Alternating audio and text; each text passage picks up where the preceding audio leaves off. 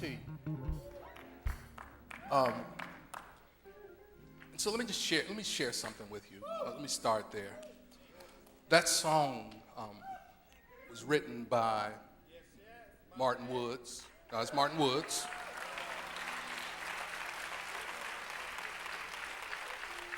And it's on the CUT album.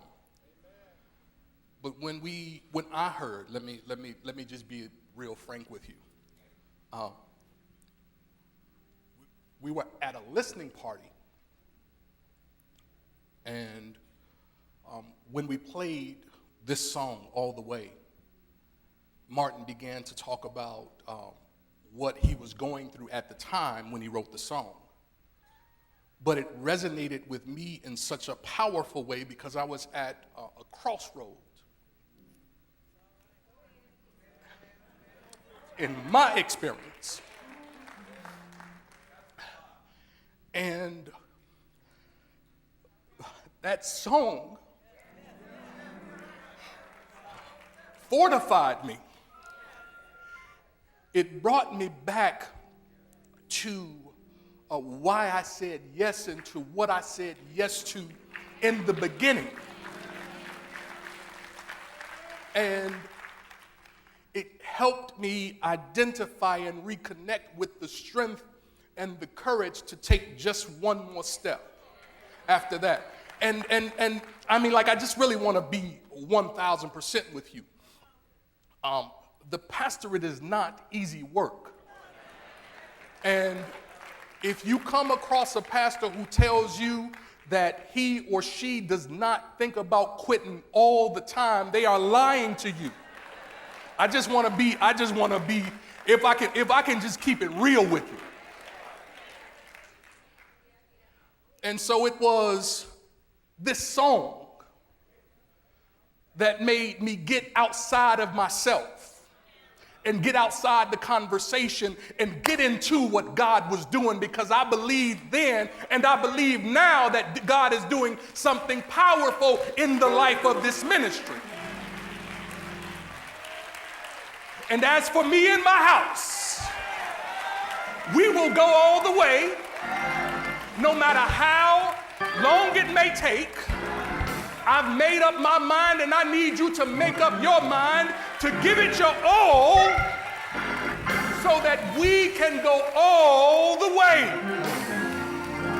Anybody here with me that's planning to go all the way? Say all the way. Say all the way. Say all the way. All the way. All the way. All the way. Are we going all the way? Let's go all the way. Thank you. Thank you, Martin, for being open. Thank you for being open to how God would, you think you wrote it for you, but you'd actually wrote it for me.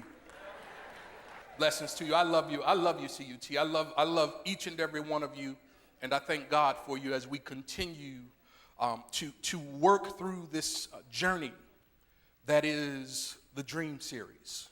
Now, and let me just say right here, so you don't have to come up to me and ask me if I'm quitting. I'm here. Say, he's here. Say, he's in it. Both feet in. Standing tall. Boots laced up. Now ask your neighbor, are you the same way?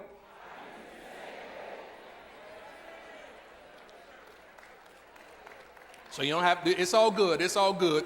But sometimes you need to release, right? And if I can't release with you, if I can't be honest with you, I can't be honest anywhere. And I don't mean honest like in giving you all my stuff. I don't even give you 3% of the stuff. But sometimes, Dave, you just ought to know what a minister goes through. Right? Sometimes we say no to our family to say yes to yours. Am I right about it? Am I right about it? Sometimes we say no to our children to say yes to yours. Am I right about it? Tell me if I'm lying now. It's okay if I'm lying. You can tell me. All right. I just want to be, But I'm here, so you don't have to ask me if I'm good. Say he's good. I'm good. And so we've been in this dream series, And a number of you have been sharing with me your progress, and that has been a breath of fresh air to me, right?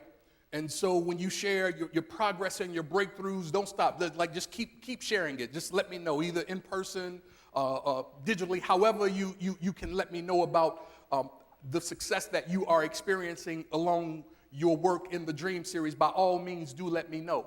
For those of you who let me know how difficult it is when you do that, and we identify next steps and opportunities for what you need next, and when you tell me where you're stuck at, that excites me too, because first it tells me you are working it. Second, it tells me that you're right where you're supposed to be.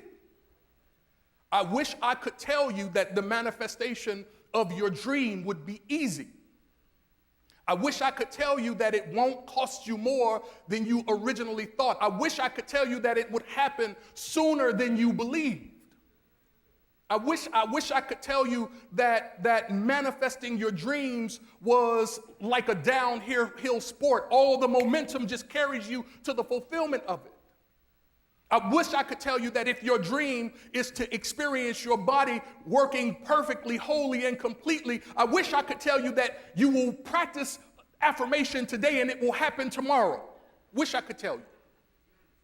I wish I could tell you that the first proposal that you write for your new business plan, you're going to walk into the bank and the bank is going to look at it and be so overwhelmed. The very first bank that you take it to is going to look at it and say, you know what? This is a great idea. It's the next Amazon. We're glad to jump on board. I wish I could tell you it would be that easy. I wish I could tell you that when you change yourself, the people around you are going to instantly change and get with where you're going. But what some of you might find is that as you start to move out on the dream and build the ark in the middle of the desert, some people are going to walk by and they're going to point at you and they're going to laugh at you. And they're going to say, what's wrong with this fool building this darn ark in the middle of the desert? They're going to wonder why you won't simply accept the diagnosis. They're going to wonder what's wrong with you.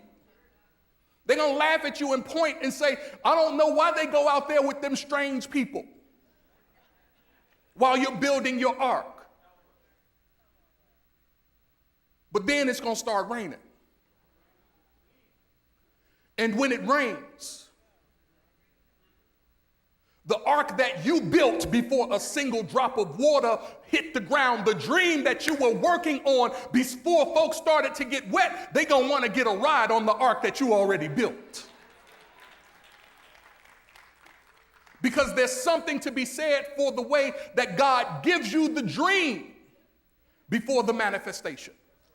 And so what I want to do on this morning is just give you a one prescription at each step. Say one prescription at each step.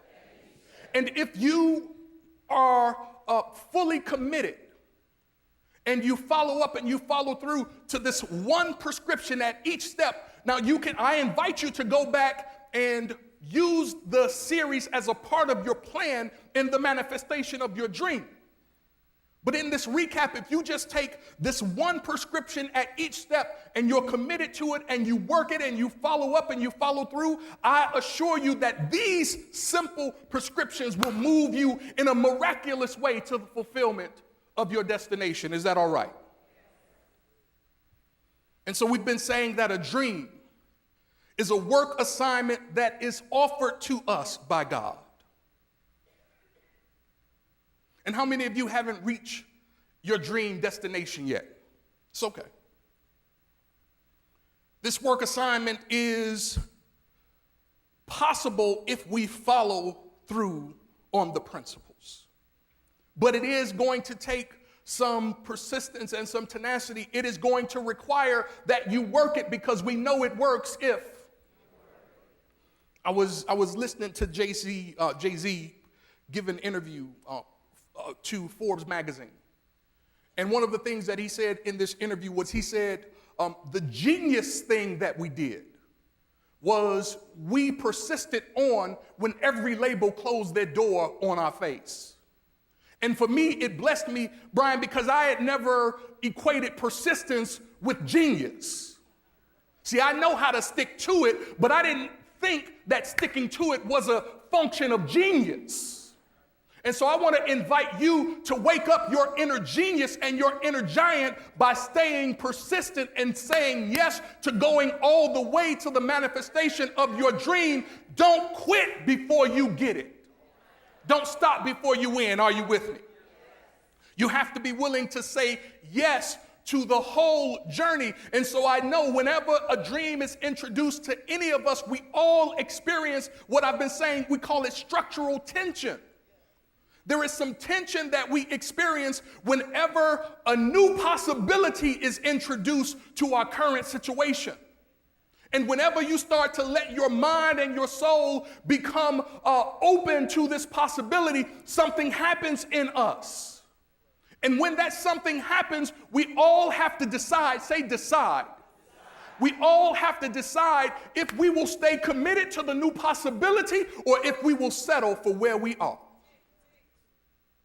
So don't think for a moment that there is not something within you that is invested in you staying in your place of comfort. There is something within you that revels when you give up on the possibility of the next great version of you. There is something that is within you that celebrates as soon as you quit. And so you have to decide if you will give yourself over to the dream or if you will stay comfortable and never land. That's your decision. So then the first step in the dream series is what step? Desire is the first step. Your prescription when it comes to the desire, put this on the paper you have, put this on the paper. Your prescription at the desire step is clarity. Clarity. You want to get clear about the desire that is presenting itself to you. We say that desire is God tapping at the heart of the soul, trying to help us see what is possible. But sometimes it's difficult when we look at what does not present itself against what does present itself. When we look at this new possibility compared to all of the stuff that we have in our background. And so when it comes to saying yes to the desire, it helps to be absolutely clear. If you can't explain it and articulate it in just a few small words, you're not clear enough yet. You want to be crystal clear, because when you have to kick your focus in, if your clarity is muddled, then your focus will be muddled. If your focus is muddled, then your power is dispersed on nothing. So you've got to get clear. So you know, Darlene, what God is wanting to bless you with. You got to get clear on whether or not you even want it. See, if a work assignment is something that is offered to us by God, if God does not make me accept the dream, then I have to decide, I have to be clear about whether or not I'm even ready to walk with where God is trying to lead me. Are you with me? And so the first step in the desire step, the prescription, is for you to get clear. How do you get clear?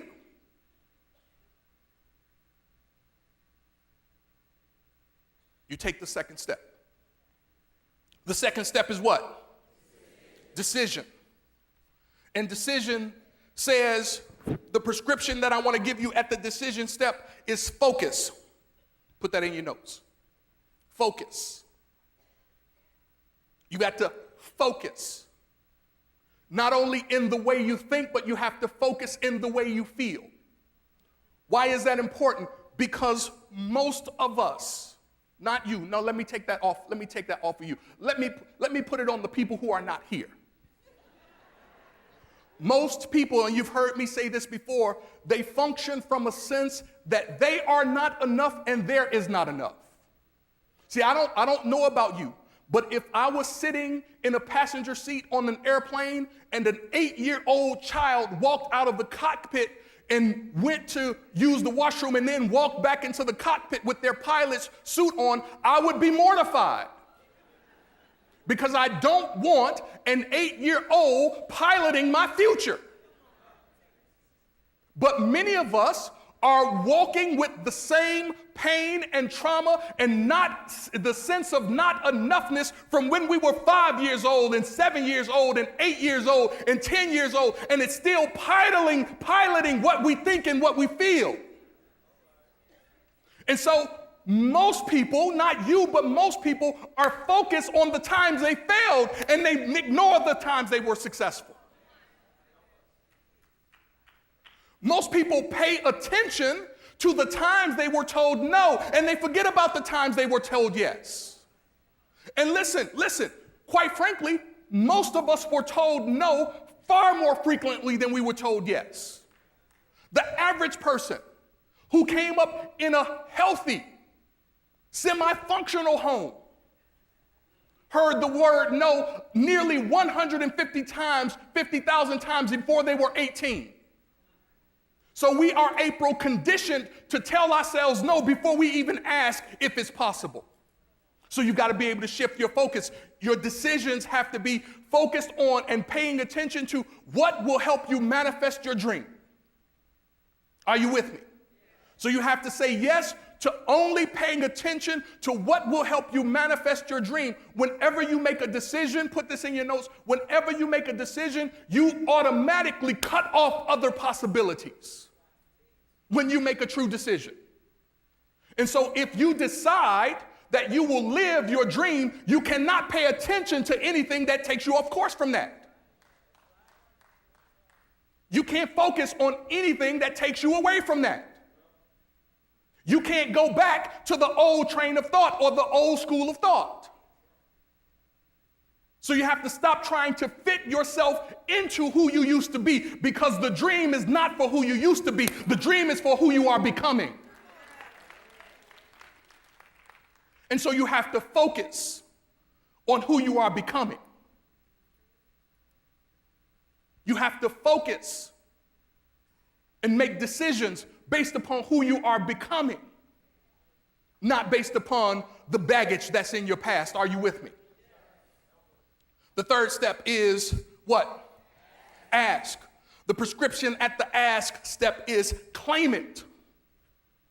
Claim it. Claim it.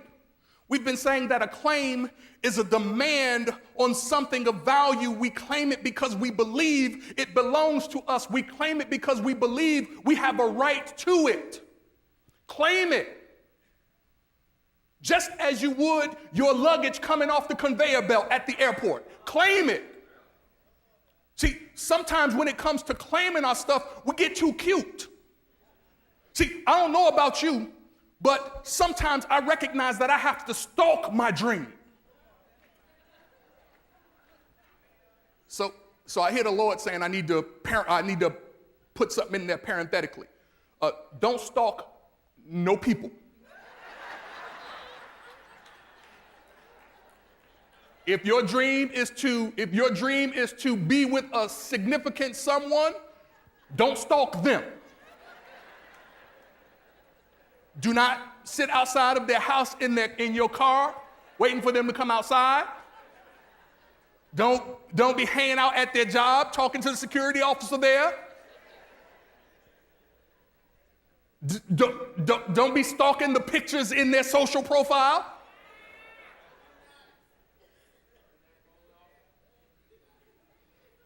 Right? So don't stalk people. You with me? What did I just say? No stalking people. I think it's against the law. I'm not sure, but I believe it's against the law. It's against the law. Thank you, Esquire. You're going to go to jail. I don't want you to go to jail. I want you to be free. You with me? But sometimes you have to stalk it. Right? You have to use your imagination and let your imagination fill your subconscious mind with it. You have to take pictures of it. You might have to create you a treasure map of it. Once when Sweetie and I were looking at, when we were building our last house, literally stopped, actually before we were building the house, when we were just looking at the lot. We didn't have it yet. We were looking at the lot. I stopped driving my regular course home. And I would go every evening and every morning from home to where the new house I wanted it to be, and then to wherever work was. And then when I went home, I would go from work to the new house and then back to where I was living at the present time. Why? Because I wanted my soul to get conditioned to what it feels like to be at where I'm going. And so my commitment, my claim was on where I was going, not where I was. Are you with me? We stalked that joint. On Thanksgiving and Christmas, we would have our Christmas dinner and our Thanksgiving dinner, and then we would get in the car and we would ride past the neighborhood to see what it feels like when your family come to the new house. Up and down the street all day, we would spend countless moments getting our souls familiar with what this new experience was like. Because with every moment, we were claiming it. You have to claim the manifestation of your dream. Don't wait for anybody to drop your blessing in your lap. It's not going to happen that way. And so at the ask step, you have to claim it, and you got to know that it's yours by right of consciousness. And if you don't have the mind for it yet, Chester, you got to get busy building your thought and building your feelings so that you can attract your good to you. Because I don't know about you, I don't want God to create an opportunity for me that I stand by and miss just because I don't know how to claim it. Are you with me? The fourth step is, and the prescription at the love step is to cooperate. Cooperate. So if you're stalking it at the claim step, you want to cooperate it with it at the love step. Here's what I mean by cooperate. Talk to it real sweet. If it's healing you want in your body, right? Because you have the power of decision and because you can choose where you focus at, I can choose to say, this baby toe is giving me the flux. I can choose to say, I can't wait, or I can't wear these shoes anymore because these shoes give this baby toe the flux.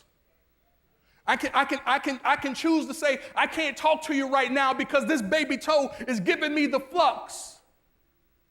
Or I can say to the baby toe, listen, you know I love you.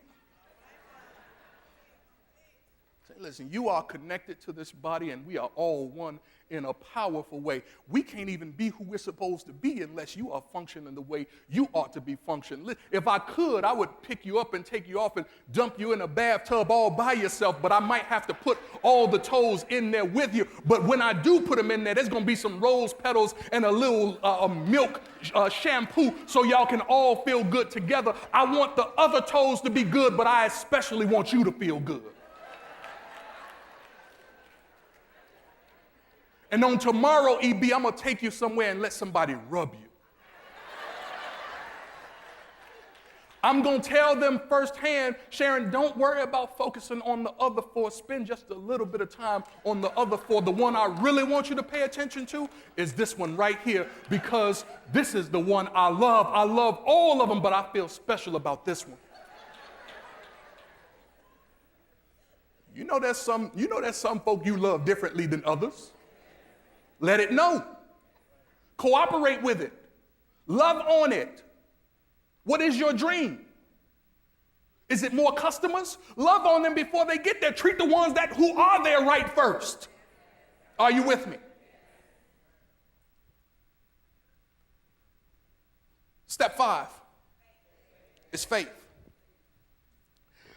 The prescription at the faith step is to walk in it. Walk in it. Walk in it. See, there is a part of the manifestation of your dream that is relegated to reason. There is a part of the manifestation of your dream that is relegated to what you can do in the three-dimensional capacity. There is a part of your dream that must be worked on out here. But there is a part of your dream and the bigness of it that can only be worked from your faith faculty. So you have to be able to get your faith faculty to walk where it's not supposed to walk. Come on, somebody. See, I love the challenge that Peter gave himself, because Peter was presented with an opportunity to either hang with the masses or to walk where he saw only Jesus walk. See, there is a challenge that your faith is constantly faced with. Either it will hang on the boat with the rest of the people. I call it boat-dwelling faith. But there is also this other capacity and possibility of faith where it walks where only Christ walks. So one of the things that I have to ask myself if I'm going to manifest my dream is, am I going to stay safe in the hull of the boat with the rest of the boat people, or will I take a step onto the water? Because when you step on the water, understand that the things that you're used to having support you, they might not be there. So when you take a step on the water, you have to know that when you stand out, you might have to also stand alone. But it means if you can take a step on the water, that you will do something that most people can't do. You will go where most people can't go, meaning your life will be like most people can't live. Oh, I just gave you something right there. So you have to be willing to take a step in faith. And if we continue the narrative, we know that sometimes even when you walk on faith, you start to sink a little bit. Even when you walk by faith and not by sight, you start to sink a little bit. Even with every step that you take and you start to get uncertain about because of what you see that you're not familiar with, you start to sink a little bit. But I believe it says that before he got too low in the water, something pulled him back up. So if you're going to manifest your dream, you have to be willing to walk by faith and not by sight. For faith is the substance of things hoped for, the evidence of things. Get in the class. Faith is the perceiving power of the mind linked with the power to get in the class. So you're going to need to be able to walk by faith. When it comes to the faith step, the prescription is to walk in it. Walk in it. What's the next step? Work step. Work. The prescription for step 6 is take massive action. Take massive action. Whenever you make a decision, you must take some action toward the realization of the decision you've made. If you say you make a decision and you take no action, you have not really made a decision. Because it's not just decision that changes things. It's not the chance from the decision you make. It's the change from the decision you make that changes things. Are you with me? And so you have to take massive action. So once you walk by faith, then you have to work it, because faith without works. Yeah, talk to me. So a lot of people praying real good, praying real long, praying real hard, been in all the classes, got all the certificates. I know all about it, read all the words, got all the books, read all the books. Life still don't work. Are you with me? Because at some point, it's not in the reading of the book that's the catalyst. At some point, it's not just in the praying of the prayer that's the catalyst. At some point, it's not just the faith for faith's sake that's the catalyst. At some point, you have to work it because it works. Come on. Y'all clapping worse than I'm teaching. At some point, you have to work it. At some point, you have to work it. At some point, you have to take action that is consistent with the decision you have made. So if you want better health, you have to do the things. I said this on Wednesday, not this, a couple years ago now. When I went to visit my doctor, and he says to me, well, he was actually really polite in how he said it. He said, the ideal weight for someone your age is this. And he said, Mr. Wells, this is your weight right here. And then he said, what are you going to do? Now, I could get offended because I'm not really paying him to point out that I'm fat. Right? Who needs that? Thank you, Captain Obvious. But his larger point is, if you are going to get to your ideal, and listen, I only came to him because I want to make sure I'm good. Are you with me? And so when he tells me what needs to be done, or when he tells me what thou must do in order to be healthy, at least in this area, the only question that remains is, what will I do? Now, I can be offended, I can be angry, I can be upset, or I can get busy taking in less calories and working more. Are you with me? But at some point, the affirmation will only lead to the result if I also work. Are you with me? Let's keep going. The next step is thought.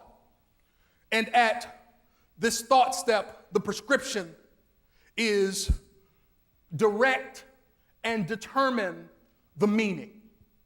Direct and determine the meaning. So you know as I do that every thought clothes itself according to the character that is given it by the thinker. So every thought shapes itself and clothes itself based upon how I am thinking. Meaning that I am always providing meaning to my experience. It doesn't matter what the experience is. What matters is what I think about it and the thought force and life that I give to it. Are you with me? I'm giving you something right here. One of you shared with me a story about some ladies who were clients of theirs in the beauty shop. And one lady saw a classmate from grammar school. 40 years later, when she saw her classmate from 40 years ago, she said to her, when we were in grammar school, you said to me, thus and so. And it hurt my feelings. And I've been carrying that around. No, right.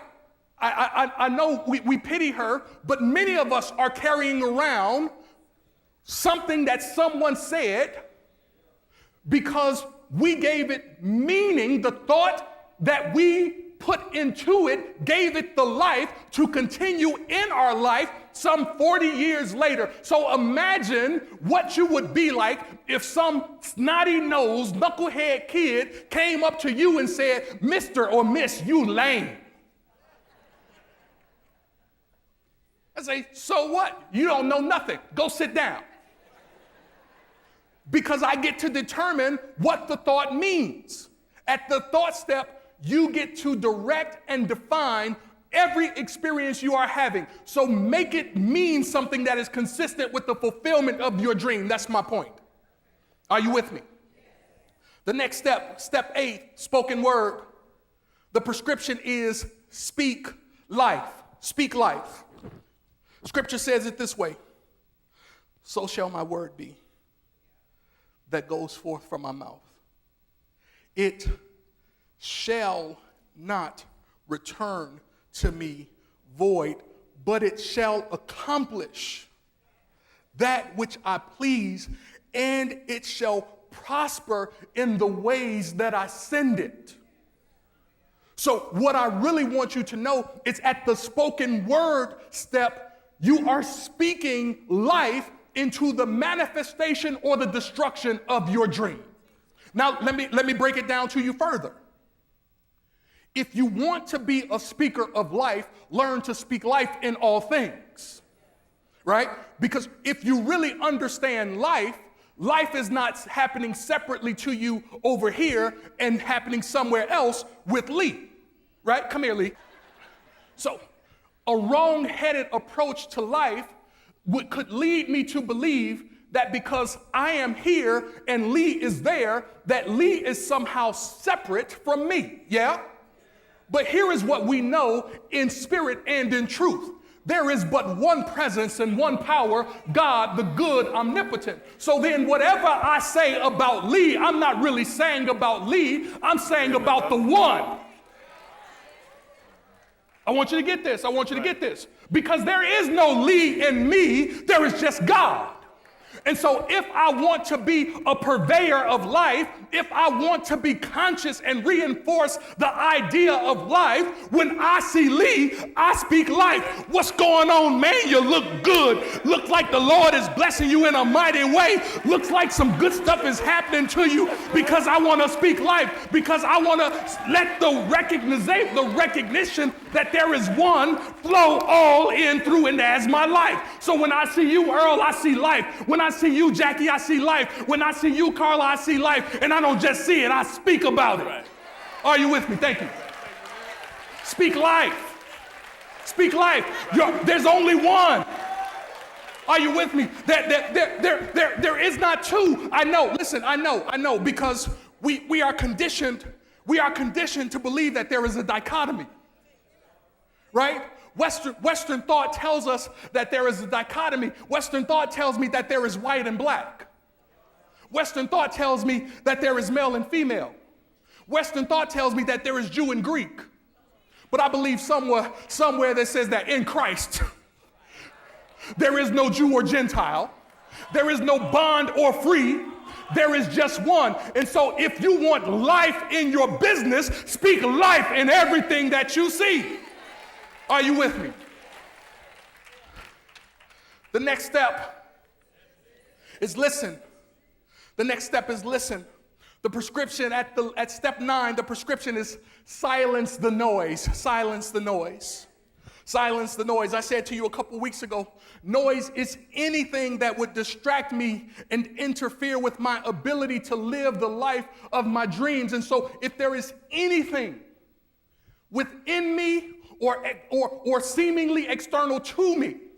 See, this is why the notion of one becomes more potent. See, because sometimes it is what's happening in me, and then at other times it's what I see happening outside of me. And because I forget, because I forget that I live out of my consciousness, repeat after me, I live out of my consciousness. Because I forget that I live out of my consciousness, I only project onto you what's going on in me. I only project onto you what's going on in me. Why is that important? Because if you make the noise, I can think it's you and confuse the noise that you are making as the thing that's interfering with my progress and the manifestation of my dream. There is but one presence and one power, God the good, omnipotent. Are you with me? So you have to be able to silence the noise. You got to be able to silence the noise of doubt. You've got to be able to silence the noise of fear. You have to be able to silence the noise of anxiety. You have to be able to silence the noise of not enoughness. You are more than enough because you are more than a conqueror. You are more than enough because God, as God, functions in the form of plenism, meaning that it's always full and it's never empty. Are you with me? So you've got to silence the noise. You've got to be able to silence the noise. The next step, step 10. Accept. Yep, you're right. The prescription at the accept step is be empty. Be empty. Be empty. Be right side up. Be open. These are the same points I gave you for this lesson, right? The prescription is be empty, be right side up, and be open. In order to accept, you have to be willing to empty out, right? I don't know if you've ever had a sponge, and you put the sponge. You might not have even immersed it in water. You might have only used it to wipe up the moisture, yeah? And there comes a point at which this sponge has absorbed everything that it has gone over. And you'll find that when it reaches the point of capacity, it's no longer good to you as a sponge. The only way for the sponge to recapture its ability to accept is for us to do what? You have to squeeze it out. Our souls are the same way. There comes a point where we reach capacity with whatever it is.